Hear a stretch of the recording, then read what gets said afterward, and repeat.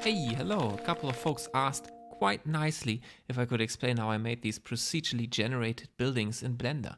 These three buildings are using the same geometry node setup. Geometry nodes are essentially just a very complex particle system using nodes that enables me to, do some fun little stuff like tweak these floors around how I like them, change height and width, and add details to my liking. The math and the node setup behind it is quite complex just because there are a lot of nodes, but the theory isn't that difficult, and that's all I'm going to explain to you today. If you're just interested in the buildings because you want to play around with them for fun, or you want to build something with the buildings, I have included two links in the description.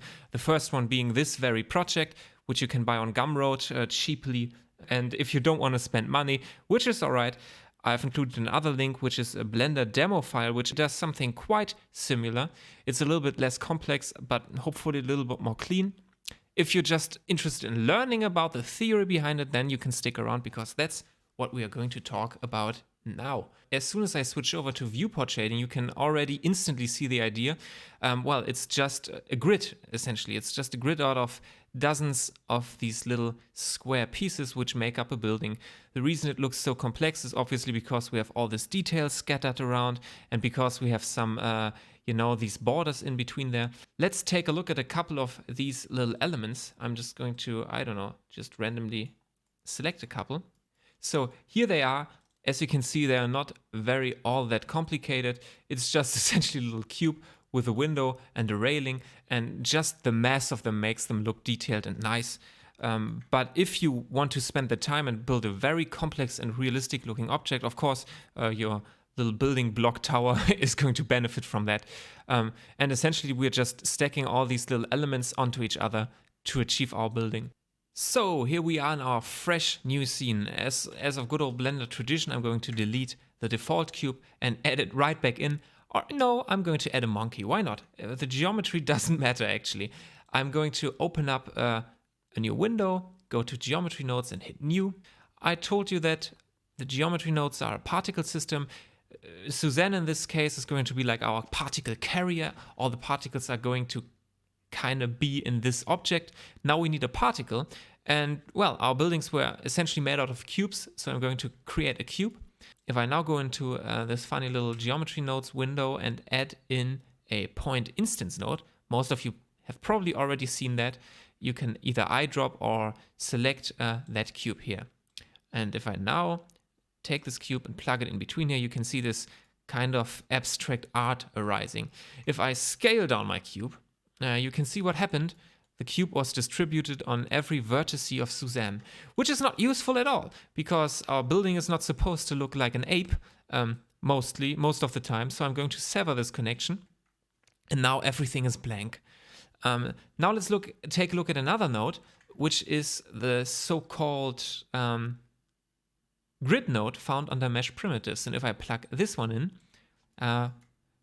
we get a plane. If I go now into my little X-ray mode and increase the vertices here, you can see the grid appearing. And yes, it's just a grid. The good thing is now, on all of these little intersections, we have a vertex.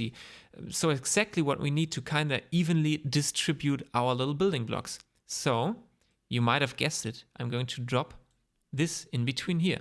Now let's get out of the X-ray mode here and take a look at this. Well, it looks quite messy. The reason for that is quite obvious. Yet again, the same thing. Our cube is scaled too big for this grid. I want to make a couple of changes to this particle. The first thing is I'm going to scale it down by 0.5 because I know that by Blender standards, this cube is going to be 2 meters by 2 meters. Now, since I've scaled it by 0.5, which is half the length, you can see it's now 1 meter by 1 meter, which makes calculations down the road a little bit easier. I'm moving this up 0.5 meters as well, and now we have a nice 1 meter by 1 meter cube, which has its origin at the bottom. I think that makes it a lot easier down the road. Now back to our Suzanne, which has now become a grid.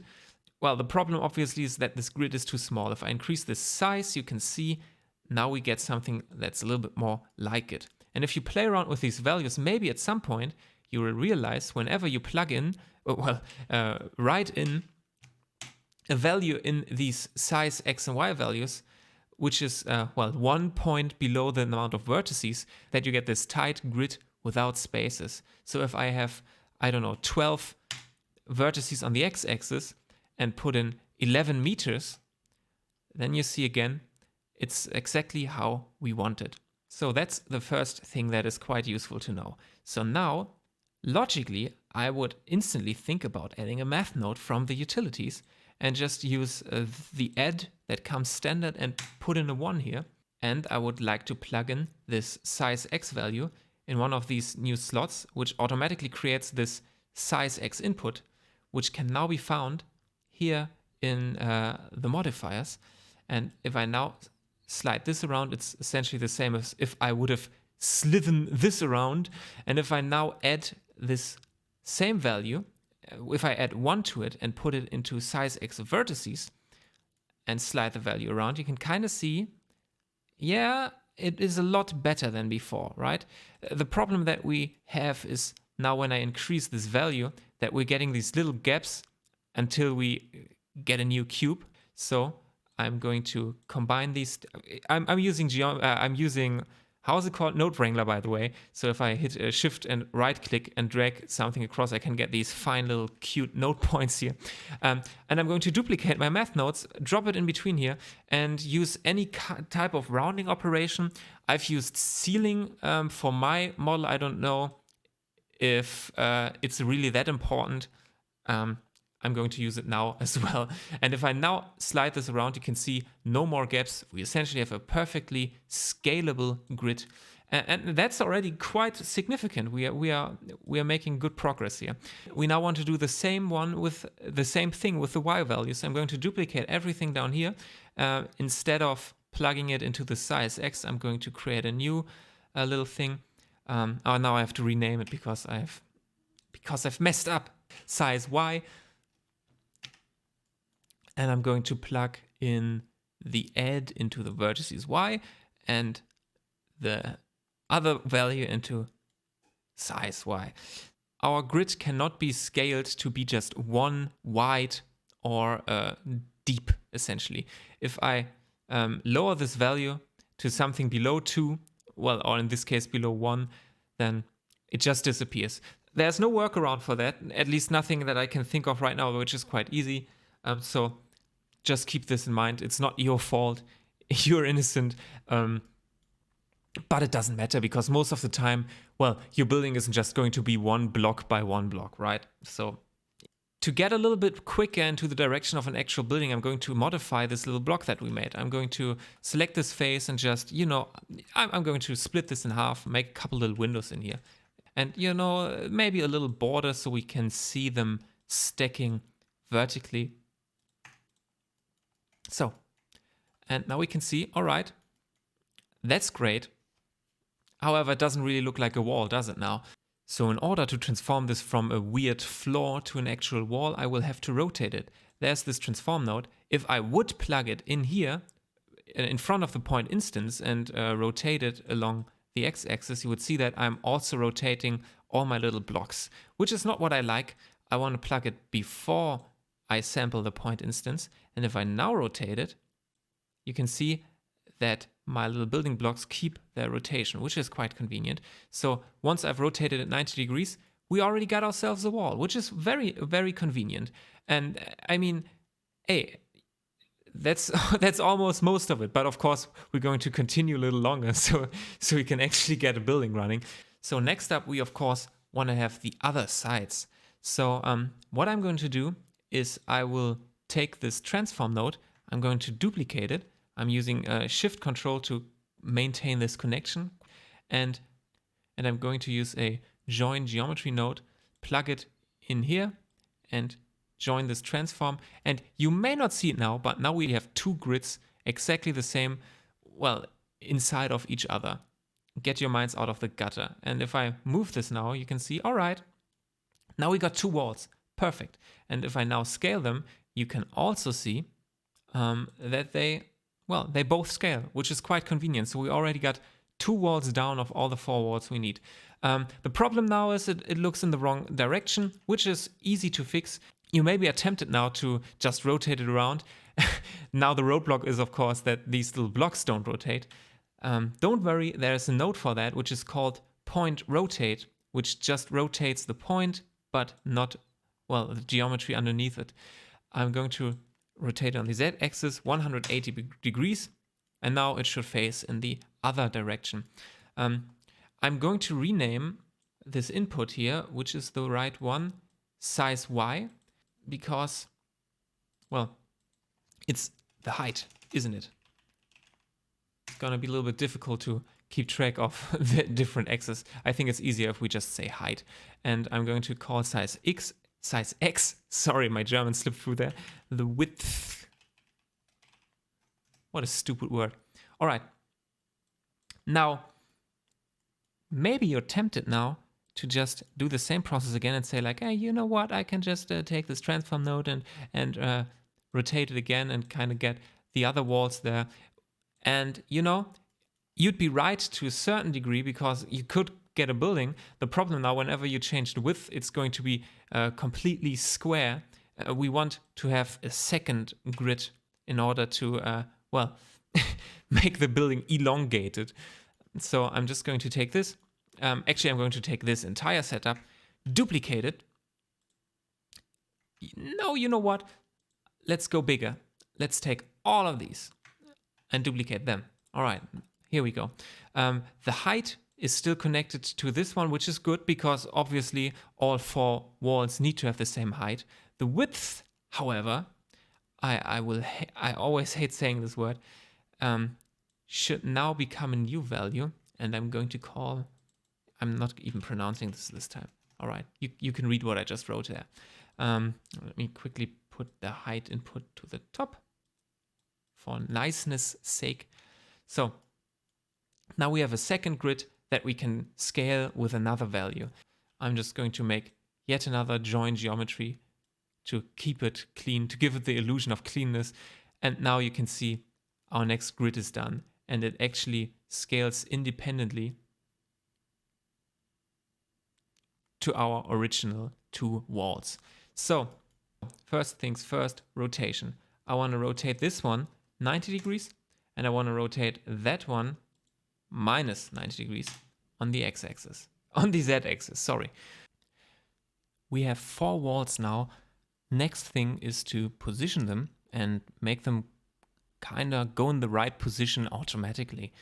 To see where I want to position them eventually using maths, I'm going to take one of these 4 transform nodes, well, all of these 4 transform nodes, and I'm going to change these translation values. And my goal is to roughly put each and every of these walls in the right spot. Now I have a very specific configuration in mind how I want them to look, because I already told you earlier that we are unable to make a grid slimmer than 2 pieces. So if you now imagine this, for example, being our grid 2 wide, which is its minimum size, well, how would we like to configure them? We could put the walls like this and rotate this wall maybe like that. So now the minimum size of our building would be 2 by 4, which isn't really all that beautiful, right?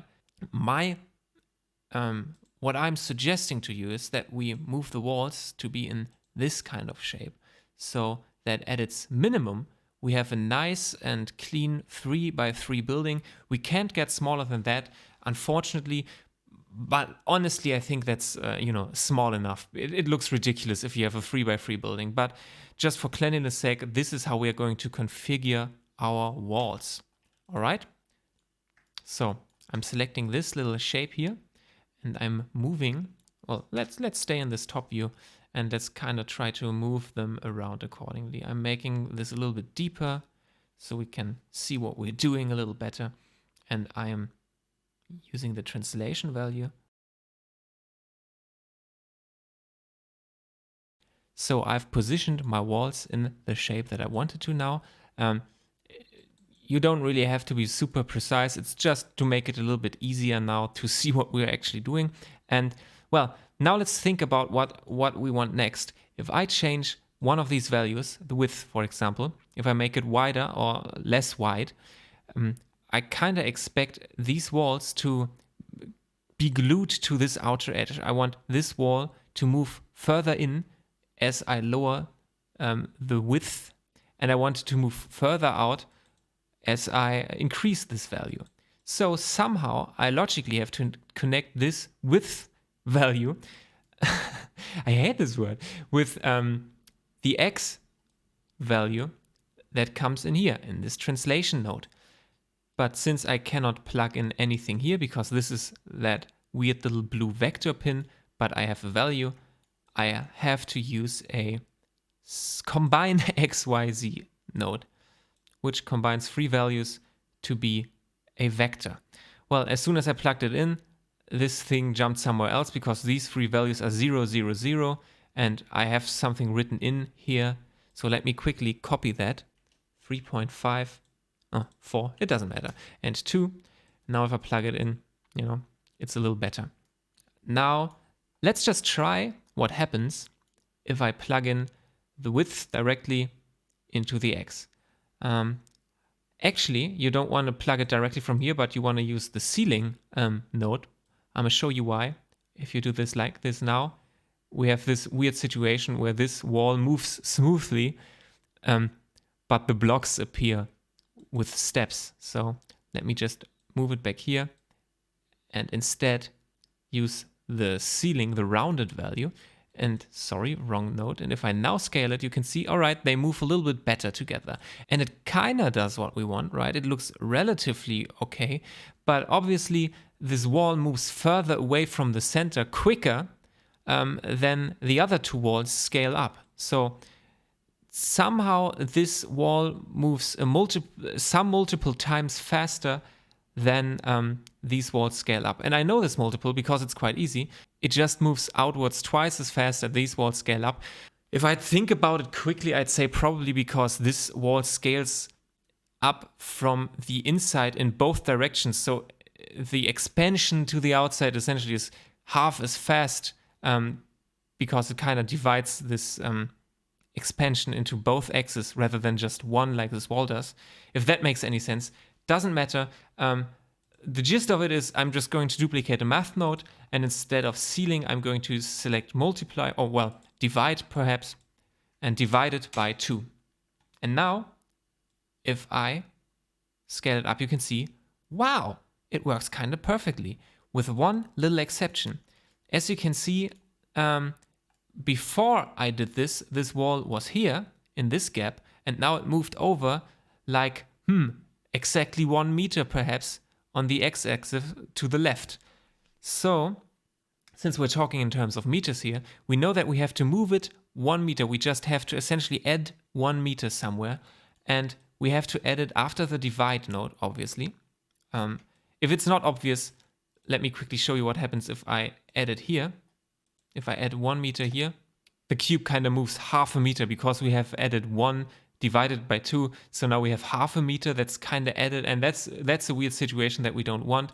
So let's add this 1 value after the divide node. And now, as you can see, it perfectly found its place and it's working like a charm. How do we do the other wall? Quite similar. We are just for now, let's just, I already know how to do it, but let's discover it together. First of all, I'm going to duplicate the combine XYZ node again because we again want to access one of these values. Minus 2.5 in here and 1 here. You don't actually have to copy over these values. I just think it's visually a little bit more easy to see what's going on. And I know that yet again we're going to need the X value, obviously. Let's just plug this one in and see what happens. And as you can see, well, obviously it moved exactly where the other wall is because we've put the same value in here. So how do we get this value to go in the negative direction instead of the positive direction? Many different ways you could do this. I think the easiest is just get yourself another math node. You can see it's already getting quite complicated and annoying in terms of amount of nodes. And I'm going to multiply it by -1. And multiplying something by -1 gives you essentially the mirrored negative, amount. If I say 10 multiplied by -1, I'll get -10. So here we are. What happened now? As you can see, it took kind of the right place, but now it's shifted one too much from the center outwards. So that is weird. Can I explain you why it is? Potentially if I think about it, but will I? I won't, because the solution is so simple. I've added 1 here, so if I wouldn't have added this one value in between here, everything would be fine. So I'm just going to take this. First of all, I'm going to disconnect it. So I'm just going to take this output, and now it's perfectly in place. Was that easy to understand? I hope so. What I'm doing here is essentially just observing, right? I'm thinking about a possible solution, I'm plugging it in, and then I'm just observing what's the problem, okay? I've put it in the right spot, it's just 1 too far away, so I could just now subtract 1, but obviously it's a strange solution to divide something, add 1, subtract 1, and then multiply it, so I'm just going to skip this addition entirely. And now, if I scale up the width, if I make it wide, I'm going to say just, if I make it wider, that's easy, that's easier, you can see that these walls stick perfectly. Great, I'm happy with that. Now, the other 2 walls. We want to do the same thing again, but with this slider that makes it deeper. So I'll make myself a little bit more space here, move it over to the right, and I'm going to do the same shenanigans again. I'm going to need 2 combine X, Y, Z nodes. I'm going to copy over the values that I've found out recently. And you know, if you're a smart guy or a smart gal, you can probably instantly look at the values that you chose here and say like, 3 is a multiple of 2 minus 1, and you can instantly see what math operations you have to do there. But I just prefer the trial and error method. So now we just had the width, the wideness. Now we need the depth. Yet again, I want to use the ceiling output, which again is rounded. If you have a value of 1, ceiling will give you 1. If you have a value of 1.01, it will give you 2. As soon as you kind of go into the next number territory, it will round the number up. And I'm going to use this value on, well, on what now? Let's try it out. I would say it's probably the y value. Right. So let's get ourselves more math nodes. We already know we have to divide it by 2. We've learned that, so we're going to skip this discovery section and just straight away plug it in. Now let's see what happens.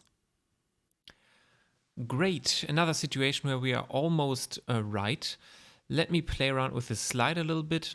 Oh, as you can see, we apparently kind of swapped around both of these walls. So as I increase this slider, it moves in the wrong direction. Well, it doesn't move in the wrong direction, it is just on the wrong side. So let's change that. I'm going to sever this connection here to the other wall because I think it's just going to confuse me because I'm not that smart. I'm going to use just an add node and just try it out. How many? Yeah, apparently I need to add 2.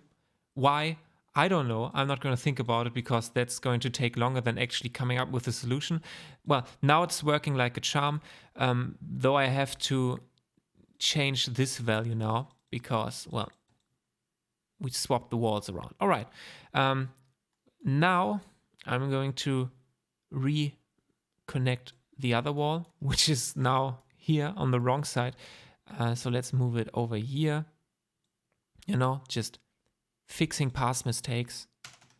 And let's just go right ahead and see if we just do the same thing again that we did before, multiplied by -1, if this yields an acceptable result. Plug it in the y. Wonderful. Is it moving in the right direction or messed up? Yeah, I didn't mess up again. Wonderful. So maybe we have to subtract 1 now. I mean, obviously we have to either add or subtract 1. So let's start with add, a value of 1. Adding was the right solution. So now let's make the smallest possible tower that we can. This is now our setup. As I'm moving around, I realized that I forgot to rotate these other walls, but that is quite simple, honestly. I'm just going to duplicate this point rotate node that we had beforehand, put it behind the transforms here. That's this wall. Let's rotate it 90 degrees apparently. All right, so let's quickly give it a rough test. This works out quite perfectly. So there are now quite a couple more things to do, obviously. We want to have corners in these 4 places, so we get a nice edge to the building and not just look at the side of this cube. We want to have a ground floor perhaps and a roof. All of that takes a little bit more time, and I think it's good for you to just, you know, relax your brain a little, think about it, maybe imitate this thing that we just built. And I'm probably going to make a second part. But one more thing that I'd like to do today, since we're already like in the realm of rotating and positioning, what I dislike is when I change the height of the building, that it's, well, scaling from the center into both directions. If I want to make my building higher, and I imagine that I have a floor plane here, it would be stupid that it's scaling into the ground as well. I don't know, let's just take a transform node, add it to the, well, the building changed now because there are still values in here. Let me quickly zero it out. So now everything should be as before. No, there's still a 1 here. All right, and now we could just guess, all right, I have to move this value up. Let's take the height value, ceiling, which is this one, and you know what? Let's just maybe just try right away dividing it by 2. You know, that seemed to work out good in the past. We're going to need another combine XYZ node again, like this. And just, you know, plug it in the Z or in the Z, wherever you come from. Let's check it out. It worked immediately. So, well, it's dawning on me that this is probably going to be a multiple part video. I wanted to make it quick and short, but, you know, I think just this kind of project doesn't really lend itself that well to make a quick Ian Hubert style video. Yeah, next time we're going to talk about corners, walls, and decals perhaps. I'm going to increase the speed a little bit for the next part, because I think the basics are the most important stuff, and you hopefully got it all down. If you have questions, you can leave a comment and I'll try my best to help you out. Yeah, I don't know if I hope you enjoyed this. Maybe I'll do other tutorials or other projects in the future as well. We will see. Yeah, other than that, I just hope you have a pleasant evening.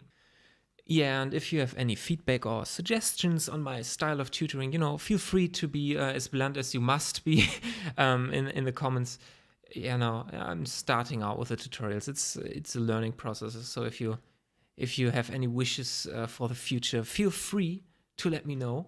And you know, I think with time comes a little bit more confidence in my free speaking. It has been a little while since I've had a longer conversation in English. So I think in the future perhaps I will say the word obviously and essentially a little bit less. It's just difficult to concentrate on the words you say when you also have to concentrate on translating them in your head while you speak. But hey, still thanks for sticking around. It was a pleasure. Until next time, I hope you have a nice evening, and yeah, bye-bye.